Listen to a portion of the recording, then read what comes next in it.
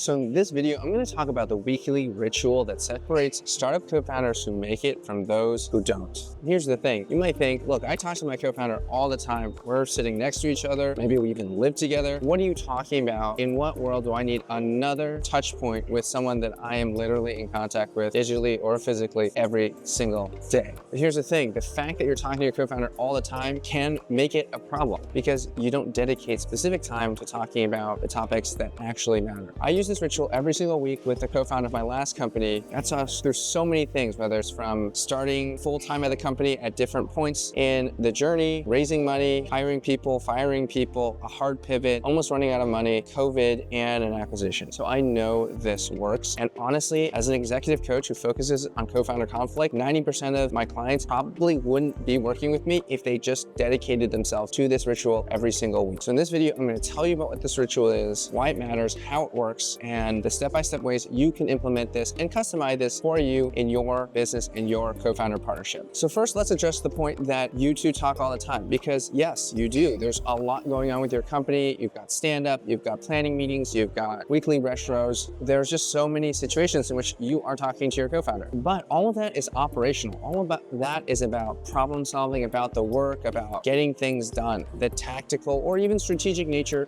of your business. That is different from talking about how the two of you are doing, both as people and as partners. Because you expect to be on the same page, you don't clarify things, you make assumptions. And over time, even if many of your assumptions are correct, the ones that are incorrect will start to drift and start to weaken the relationship that you have. Now, most startup founders know that their dynamic, their partnership is one of the crucial key assets that the company has. Even before you raise money, even before you have a team, even before you have a killer product, you have each other. Your complementary skills, your motivation, your dedication, your commitment to each other is the fuel that keeps this business going, and especially true during hard times, which means you need to invest in it when times are even moderately okay or positive. Another way of putting it is that the relationship is core infrastructure of your business. When that erodes, decision-making gets shaky, trust goes down, you start working around each other rather than with each other, friction compounds, and the team, the partners, the customers, they all eventually feel it. So here's what this ritual is. I call it the founder heart-to-heart. It is a weekly one-on-one meeting, at least 30 minutes, where it's just talking about the two of you, how you are doing, not the business, not the roadmap, not hiring, not any other functional aspects of the business, but how each of you are doing as people, as human beings, like physical health, your mental health, your emotional well-being, and how are you feeling about each other. If at all possible, I would encourage you to do this in a different setting. Maybe you go to a coffee shop, maybe you go for a walk. Just find a way to make this feel different from some other meetings that you have. Don't just run into a conference room. Don't just get on Zoom and talk to each other. Find a way to make it feel special and different. So what are the kinds of questions that you might ask yourself? There's a lot of different ways to do it, but here's some that I would recommend. One, what are you grateful for? What are you appreciating about your co-founder and what they've been doing? Even if it's things that, you know, the two of you have already established are your roles and what you do. If you saw it and you valued it and it meant something to you, you tell the other person. What's going on with the company in general, like broader things maybe that you've done that you're proud of, or things that have just been happening that's been going well. And then what's just going well in your life in general. Maybe it's completely outside of that. Maybe it's that you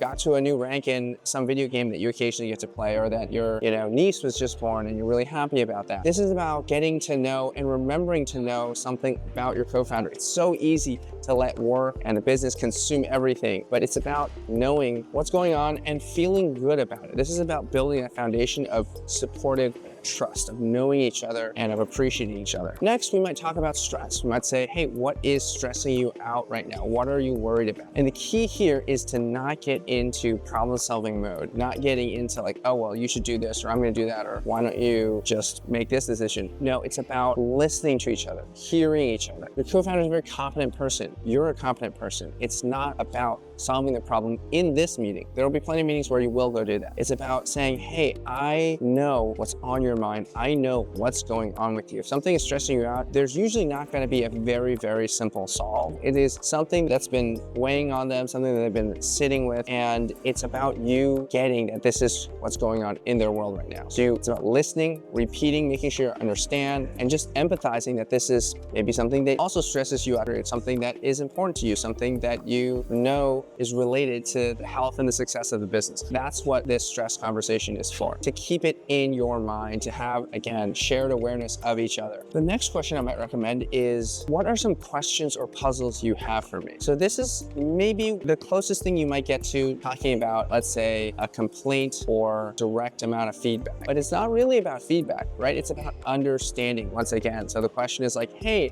I noticed that you've been running late to stand up, and is there something that's holding you, that's keeping you from getting there? And should we move stand up or do something else? Can you just help me understand what's going on? It's not an accusation, it's a clarification. Another example might be a puzzle where you might ask something like, hey, I know you said that you really wanted to make this particular hire, that you would take it on, but I haven't seen any movement on that. Have you changed your mind about this role, this candidate? Have you changed your mind about this JD, the need for this in our business? Or is it just something you haven't been able to get around to? Or is there something else going on? So here, be really, really careful not to speak in an accusatory way. And as the other person, try really, really hard not to be defensive, to take this with an open mind, give each other the benefit of the doubt, and try to receive that benefit of the doubt from your co-founder. Finally, I might suggest you talk about hopes and dreams. What are you hoping happens with the business? What do you wish happens? What do you dream happens? This is a great question to end on because it's so positive. It's so idealistic. If you don't start a startup without having a lot of dreams, having visions, having an idealistic, optimistic vision and conception of the future. So this is a chance to share things, whether it's like, I really hope this new hire takes us into a new gear. I really hope that deal lands. I really hope that, we exit for some huge amount of money. It can be long-term, it can be short-term, but it's about sharing in each other's wants and desires and knowing what the other person is looking forward to. And then when you go and make that thing happen for them, or the two of you can celebrate together, that's really a lovely place to be. So here's the thing. Those are just some of my questions. You can make this your own thing. So here's some tactical things to keep in mind. Schedule it and protect it. Do not let something going on to allow you to skip this session. If you have to reschedule it, then reschedule it, but make sure it stays on your calendar. It's so easy to just skip it when things are going well or when you're feeling rushed, but you have to see this like your physical health, like your retirement savings, like keeping up with the maintenance of your home or your car as an investment that you have to continue to make a rule to really avoid talking about business, talking about planning, talking about problem solving. Stay with the individual, their relationship, personal life experience, relationship that the two of you have with each other. Don't let this turn into a venting session. Don't make it feel like a chore. Make sure that you have fun with it. Do it in a way that feels good, feels unique, and personalized to you. And honestly, the real test here is if you can feel like it's something to look forward to, something that you will enjoy doing with your co-founder, then you know you're doing it right. Doing a co-founder heart-to-heart is crucial for protecting the most important relationship in your business, which is of you and your co-founder. It's seen me through so many difficult times in my startup journey. It is something that I advise all of my clients to do when they're working with me and after they're working with me. And it's something that I promise if you put into your business,